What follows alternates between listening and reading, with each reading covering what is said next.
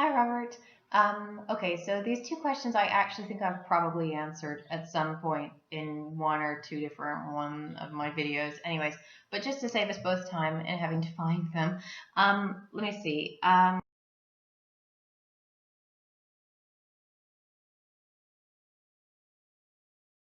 Okay, so the first question is, what are your thoughts on teaching just for conversational English?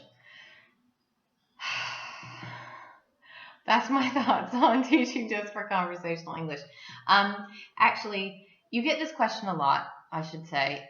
We get this question a lot. We get students wanting, they say this all the time, I just want conversational English. And I should say, it's not really their fault. It's not a student's job to be an expert at language learning or to know much about linguistics or the fastest way to learn a language or how you can best learn language. That's not their job. That's our job.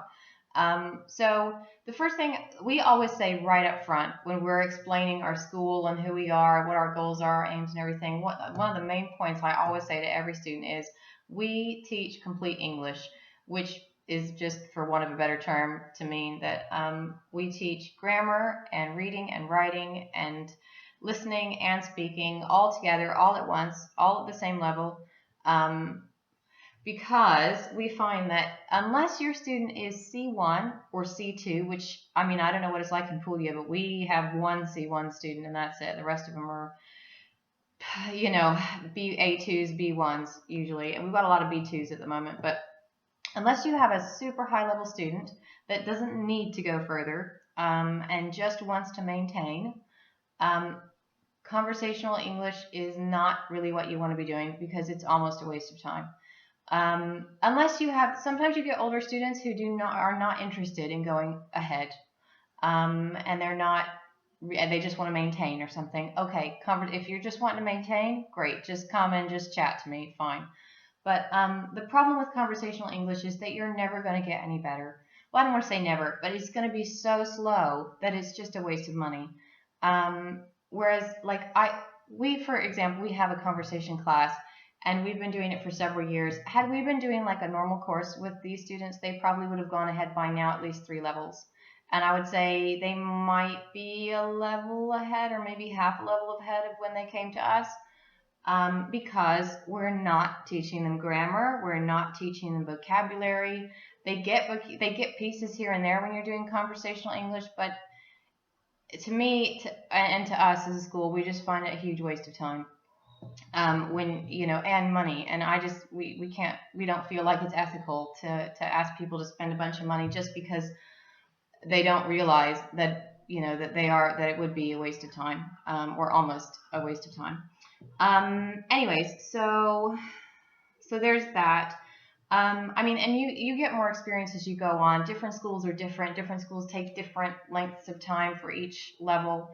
And I assume you have to know the levels. If you don't have a chart, maybe I can send it to you, of A1, B1, B2, blah, blah, blah, blah, blah, all the way through, and all the levels, like the equivalents for Trinity and Cambridge.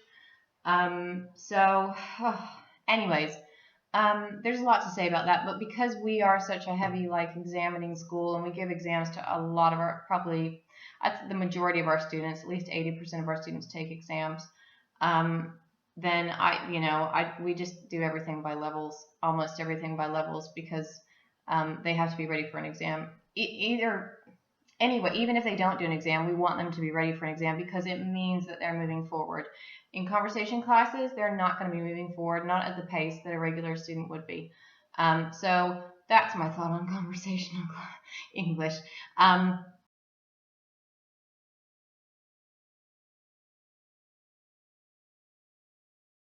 Yeah. Okay. Trinity or Cambridge? They're both really, they're both well known. I prefer, just personally, I just prefer Cambridge because I prefer the style of it. But because I know that Trinity has has a lot of focus on conversational English, and sometimes I think they have an exam that doesn't even do, what does it not even do, writing? Maybe it does listening and speaking. I can't even remember at this point. But anyways, I know they have an enormous focus on speaking and listening, and I can see that, but all of our students, if they're using English, are usually using it for school or for work, and they have to write. And you can't get away from grammar anyways in speaking and listening. Well, in listening you can get a bit away from grammar. But in speaking, if you don't have the grammar, you're making mistakes all over the place, and people don't realize what they sound like. You never know what you sound like in another language.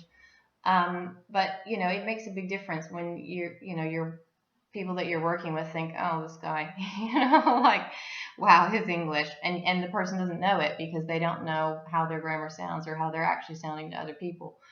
So as I say, for us, the whole like complete English thing is really important, and for students to be well-rounded and not just be really strong at listening or something. Or we get a lot of students, especially students that use English in their work, that are really good at listening, and they have a lot of fluency, but because their grammar is so weak, they've developed a lot of bad habits, and so they say things that are just wrong, but they've repeated it so much that getting it out of them is really difficult to do, and it's because they're not well-rounded.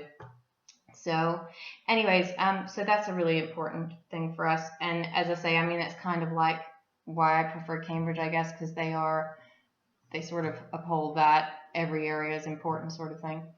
But other than that, I mean, they're both well recognized. They both work throughout Europe. They're both going to be fine for your students who need something for work or for school, I imagine. Anyways, although we usually, I don't know, maybe this is just a thing in the North, we usually get questions about either IELTS or Cambridge.